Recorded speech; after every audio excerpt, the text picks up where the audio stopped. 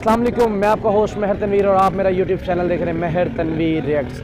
आज एक अफसोसनाक ख़बर से अपने शो का आगाज़ करूंगा। उस्ताद ज़ाकिर हुसैन अब हम में नहीं रहे। एक लेजेंड थे, पूरी दुनिया के क्लासिकल म्यूज़िक के उस्ताद थे। उस्ताद का लक़ब तभी दिया जाता है जब आप कोई उस्ताद होते हैं। पूरी दुनिया के अंदर उनके फ़ैन हैं। इस वक्त गम के आलम में उनके फ़ैन और पाकिस्तान में भी एक फ़ैन है। उनसे बात करेंगे कि उस्ताद ज़ाकिर हुसैन जाने का कितना दुख है और म्यूज़िक इंडस्ट्री जो क्लासिकल की म्यूज़िक इंडस्ट्री है उनको कितना बड़ा लॉस है। अस्सलाम वालेकुम सर। वालेकुम सलाम। सर, सबसे पहले तो कल एक ख़बर आई, अफसोसनाक ख़बर, उस्ताद ज़ाकिर हुसैन अब हम में नहीं रहे। क्लासिकल म्यूज़िक में एक चमकता सितारा थे। इंडिया में क्या पूरी दुनिया में उनका नाम था और इंडियन कोई ऐसा अवार्ड शायद ना हो मेरे ख़्याल में जो उस्ताद ज़ाकिर हुसैन को ना दिया गया हो। 9 मार्च 1991 के अंदर पैदा होने वाले आज 15 दिसंबर 2024 में हम में नहीं रहे। देखिए, जैसे आपने अपने शुरुआत में एक बात की है, लाइक मुझे मुतासिर किया है किस्म का कि जैसे आपने कहा कि उस्ताद किसी को ऐसे ही नहीं कहा जाता।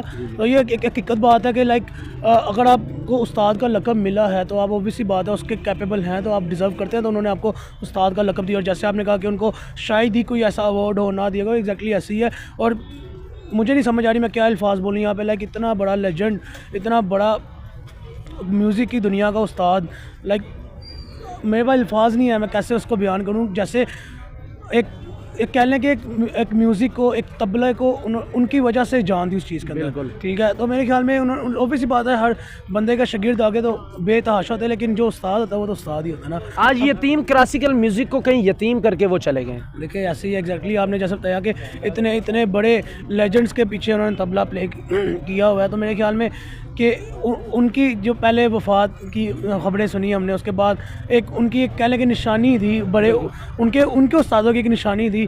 तो मेरे ख्याल में आज हमें वो चीज़ भी गंवानी पड़ी। तो देखिए, मैं ये समझता हूँ कि ये दुनिया है, दुनिया भी खेल तमाशे हैं, सब ने जो आया उसने एक दिन जाना ही है, ठीक है। तो मैं पर्सनली उनका फ़ैन होने के नाते इस बात से एक सब्र हासिल कर रहा हूँ कि लाइक ठीक है, एक दुनिया है, दुनिया में जो आया है उसने दुनिया से जाना भी है। तो मैं ये उनके बाकी फैंस को भी यही एक मैसेज दूंगा कि आप लोग सब्र करें और ऑब्वियसली बात है उनके लिए प्रे करें, दुआ करें, जो भी आप जिस भी रिलीजन से आप बिलोंग करते हैं, लेकिन उनके लिए आप एक उनको प्रे करके दे तो सकते हैं ना, उनके बैक एंड पे रह के उनको सपोर्ट तो इस तरह तो कर सकते हैं। तो मेरे ख्याल में बाकी जो उनकी यादें हमें सोशल प्लेटफॉर्म से नज़र आती हैं तो ऑब्वियसली बात है फैंस वो भी सुनते हैं और लाइक, लेकिन जो क्या कहें यार, मेरे पास वर्ड्स नहीं है उनको बयान करने के। एक धचका है, एक शौक़ है कि लाइक इतना बड़ा नाम, इतने बड़े लेजेंडरी उस्ताद, कोई बात नहीं, सब्र करना चाहिए। जी, हम एज़ ए पाकिस्तानी, मैं महर तनवीर उनकी फ़ैमिली के साथ ताज़ियत करता हूँ, इजहार अफ़सोस करता हूँ और पूरे पाकिस्तान की नुमाइंदगी करते हुए मैं इंडियन अवाम से भी इजहार अफ़सोस करता हूँ, क्योंकि वो आपका एक चमकता हुआ सितारा था जिसकी चमक पूरी दुनिया के अंदर चमक, जी बिल्कुल, जैसे कि पूरी दुनिया के अंदर उनकी चमक थी, हमारे पाकिस्तान में भी, अफ़गानिस्तान और पूरी दुनिया में एक चमकता सितारा था जो खालिक़ हकीकी से जा मिला। इससे आगे हम अपने प्रोग्राम का आगाज़ करते हैं कि म्यांमार 271 किलोमीटर बॉर्डर लाइन पर, मैं ये तफसील से बता रहा हूँ आपको क्योंकि मेरा ये वादा था, मैं हक और सच पे आपको बात बताऊँ। उनके बॉर्डर के ऊपर जो 3 ब्रदर, एक अफवाज है जो नरेंद्र मोदी के साथ जिनके ताल्लुकात ठीक नहीं थे बांग्लादेश की वजह से, लेकिन अब वो अपने बॉर्डर के बिल्कुल जो बांग्लादेशी बॉर्डर उनके साथ चिपके पड़े और बांग्लादेशी बहुत ज़्यादा डरे हुए, जो करीबी वहाँ पर बस्तियाँ हैं, वो इस वक्त खौफ का आलम है। क्या बांग्लादेश को इनकलाब लाकर मिला कि अब वो उनके बॉर्डर भी महफूज नहीं रहे। देखिए, बांग्लादेश के ऊपर अगर मैं बात करूं तो अगर शेख हसीना वाजिद की बात की जाए तो नरेंद्र मोदी के साथ उनके आपसी ताल्लुकात, इंटरनल मामला जो हैं वो काफ़ी बेहतरीन नज़र आते थे। बेहतर नहीं मैं कहूँगा, बेहतरीन कहूँगा। आपसी जो दो मुल्कों के आपसी ताल्लुकात फॉरेन मिनिस्ट्री के हिसाब से और प्राइम मिनिस्ट्री के हिसाब से जो थे बहुत स्ट्रॉन्ग नज़र आते थे। कि लाइक वो कहते हैं ना कि ऐसे 2 भाई थे जिनके बीच में से हवा भी नहीं गुजरती थी, वो एक चीज़ नज़र आती थी। जबकि देखें, बांग्लादेश ने जो शेख हसीना वाजिद के साथ एक ज़्यादती वाला एक बर्ताव पेश किया, बर्ताव किया। तो उसके बाद देखें अब उनके जो करंट प्राइम मिनिस्टर हैं, जो वहाँ पे कुर्सी को संभाल के बैठे हैं, जो डिक्टेटरशिप चल रही है वहाँ पे, तो मेरे ख्याल में उनके साथ ऐसा होना चाहिए था, क्योंकि उन्होंने देखे नमक हरामी की है। बिल्कुल ठीक है, मैं यहाँ पे ये वर्ड क्यों यूज़ करूँ, क्योंकि आप अगर बांग्लादेश की हिस्ट्री उठा के देखें शेख हसीना वाजिद की प्राइम मिनिस्ट्री में, तो गैस, बिजली, उनके साथ जो जितने भी एक्सटर्नल एक्सपोर्ट के मामला थे, इंडस्ट्रीज, उसके बाद इंडिया के अंदर उनका ऐसे आना जाना जैसे एक घर से निकल के दूसरे घर जा रहे हैं। ठीक है, ये चीज़ थी। ठीक है, अब उन्होंने एक जगह का नमक खाया और वहाँ पे ही आके नमक हरामी की। सर यहाँ पर मेरी बात सुने, मेरे ख्याल में ये उनके साथ होना चाहिए था एक बड़ी। और आपने जो बात की नरेंद्र मोदी के, जो म्यांमार के जो आपने थ्री ब्रदर के साथ बात की है, वो आपसे उनके साथ ताल्लुकात अच्छे नजर नहीं आते थे। क्यों नहीं नजर आते? तब शेख हसीना वाजिद की गवर्नमेंट थी। ठीक है, तब वो प्राइम मिनिस्टर थी बांग्लादेश की। ठीक है, इसी वजह से उनके म्यांमार के जो थ्री ब्रदर के साथ जो है आपसी ताल्लुकात अच्छे नज़र नहीं आते थे, क्योंकि बांग्लादेश में एक ऐसा प्राइम मिनिस्टर बैठी थी, एक ऐसी खातून ही मैं कहूँगा, ऐसी एक शख्सियत बैठी थी जो कि बहुत लॉयल थी बांग्लादेश के साथ भी और अपने हमसाये मुल्क इंडिया के साथ भी, जिनके साथ उन्होंने एक अच्छा बॉन्ड मेंटेन किया हुआ था। अब जबकि उनके साथ ऐसे किया गया, तो नरेंद्र मोदी का पहले हमें कोई एक्शन नज़र नहीं आया। बिल्कुल, नरेंद्र मोदी ने चुप करके शेख हसीना वाजिद को इंडिया के अंदर एक पनाह दी, उनको वहाँ पे सेव किया। ठीक है, तो उसके बाद बांग्लादेश ने इस चीज़ से भी चिढ़ खा के स्टिल इंडिया के साथ आंखों में आंखें डालने की कोशिश की। ठीक है, आप देखें ना, फिर टाटा ने जो उनकी इंडस्ट्री, उनकी बिजली को बंद किया। ठीक है, विद क्या लेंगे वार्निंग, वार्निंग पहले थी, उसके बाद बंद किया कि आप भाई अपना बंदोबस्त करो। ठीक है, क्या रीज़न नज़र आती है हमें? रीज़न हमें सिर्फ यही नज़र आती है कि फॉर एग्जांपल मैं एक जगह से खाना खा रहा हूँ और मैं उन्हीं के बेटे के साथ बदतमीजी कर रहा हूँ ना, वो एक दफ़ा बर्दाश्त करेंगे, दो दफ़ा करेंगे, बार बार बर्दाश्त नहीं करेंगे। अब नरेंद्र मोदी का जो यहाँ पे रोल नज़र आता है, वो ये नज़र आता है कि पीस, अमन, इंसानियत। लेकिन एक बंदा अकेला कितनी देर इस तरह काम कर ले, जबकि उसके सराउंडिंग में जितनी बाउंड्रीज़ हैं वो सब अटैकिंग मोड में बैठे हुए हैं। ठीक है, वो सब अटैकिंग मोड में हो, और एक अकेला मुल्क, एक अकेला प्राइम मिनिस्टर कितनी देर ह्यूमैनिटी और पीस को फ़रोग़ दे ले। सर यहाँ पर एक बात और मेंशन करना बहुत ही ज़रूरी होगी।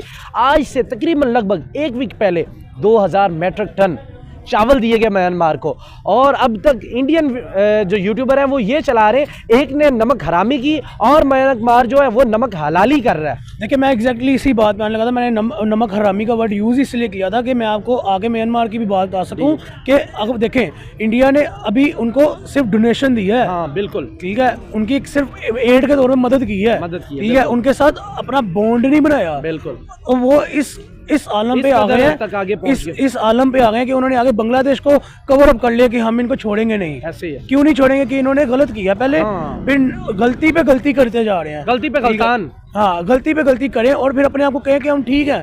भाई आपका मुल्क है, ठीक है, आपको शेख हसीना वाजिद प्राइम मिनिस्टर ही नहीं चाहिए थी उनकी, तो आपने उनको निकाल दिया। ठीक है, अब आप अपने मुल्क को फोकस करो ना।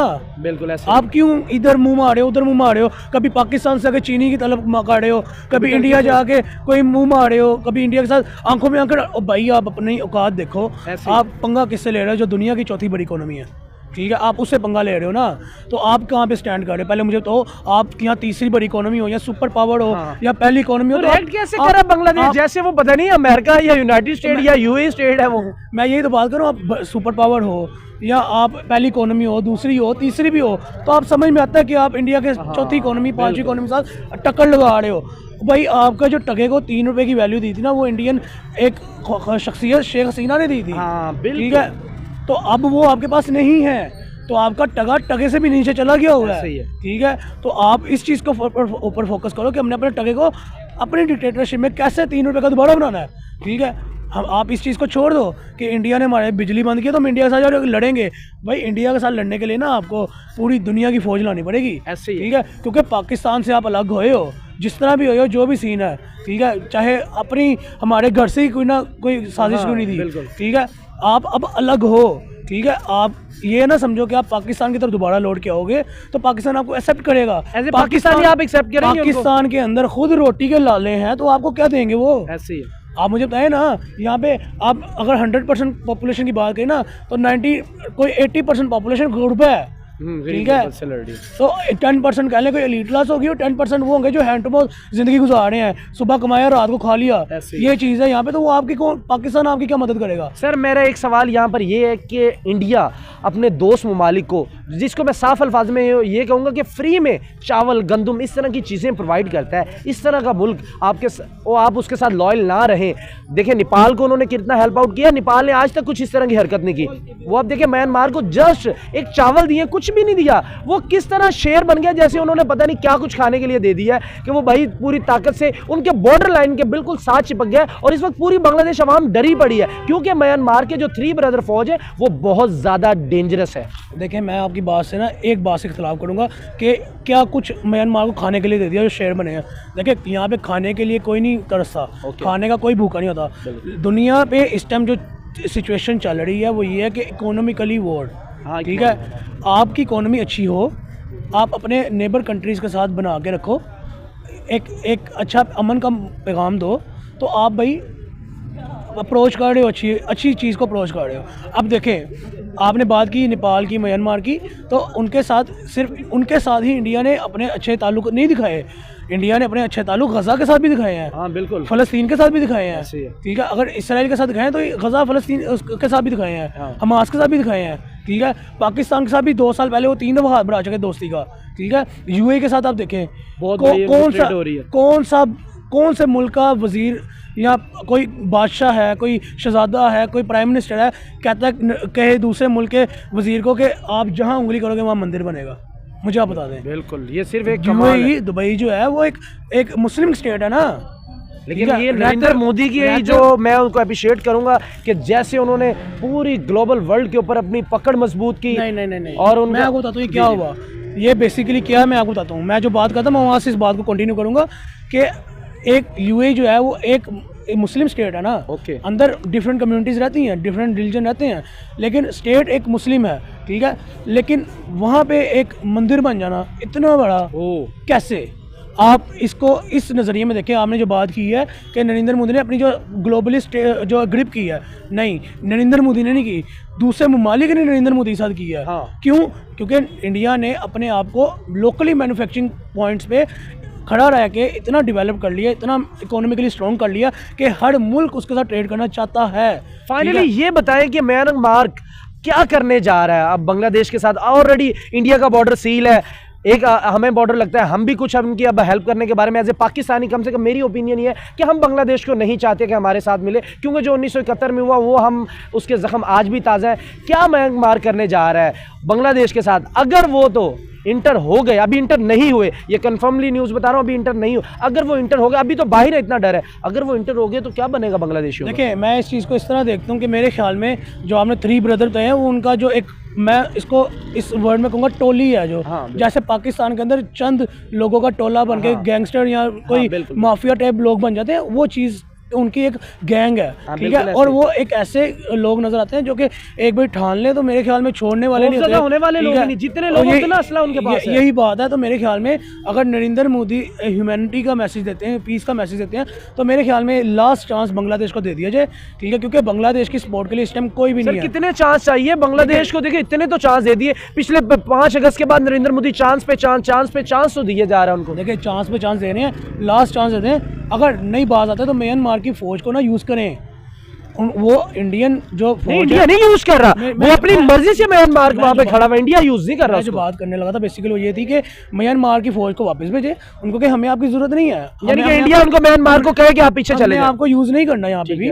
हम इतने कैपेबल हैं, हमारी मिलिट्री, हमारी फौज इतनी कैपेबल है, हमारी न्यूक्लियर पावर इतनी कैपेबल है कि हम एक मिसाइल मारें और हम उड़ा के रखते पूरा बांग्लादेश। तो मेरे ख्याल में लास्ट चांस देना चाहिए उनको, एक सख्त लफ्ज़ों में कहना चाहिए कि टल जाओ, नहीं तो अगला चांस नहीं होगा, ठीक है। उनको एक वार्निंग लेटर दे देना चाहिए, जैसे उन्होंने डॉन टाइनाट किए थे, अपने सेक्रेटरी को भेजा तो था, लेकिन उन्होंने भी उनको भी कोई लिफ्ट नहीं करवाई। तो यही बात है ना, उसके बाद फिर ऐसा खुद हमला करें, खुद कोई ऐसा एक्शन लें। लेकिन आप समझते हैं कि इंडिया जिस तरह का पैगाम देती है वर्ल्ड लेवल पे, तो ये वो नहीं करेगी क्योंकि उसका इमेज खराब, उसके इमेज के ऊपर एक टैग लग जाएगा, यार एक छोटी सी चींटी को आपने मसल दिया। यही तो पॉइंट है। फिर मैं यही बात करूँ, यही तो पॉइंट है। फिर इसको चांस देना चाहिए, छोड़ देना चाहिए, नहीं तो फिर देखिए इस तरह तो म्यांमार की फौज भी अगर अटैक करेगी तो ये भी पॉइंट आ जाएगा कि म्यांमार की फौज का यूज़ किया इंडिया ने, खुद इतने कैपेबल नहीं है इनकी फौज, ये भी तो मुद्दा उठेगा ना। फिर हेटर्स तो ये बात करेंगे, इसलिए मेरे ख्याल में एक अमन का दायरा रहना चाहिए, बाउंड्री जो है, लिमिटेशन जो है उसके अंदर ही रहना चाहिए चीज़ को, वो ज़्यादा बेहतर। और बांग्लादेश को मैं मैसेज दूंगा कि भाई आप टल जाओ, समझो आपका इंडिया के साथ मुकाबला नहीं है,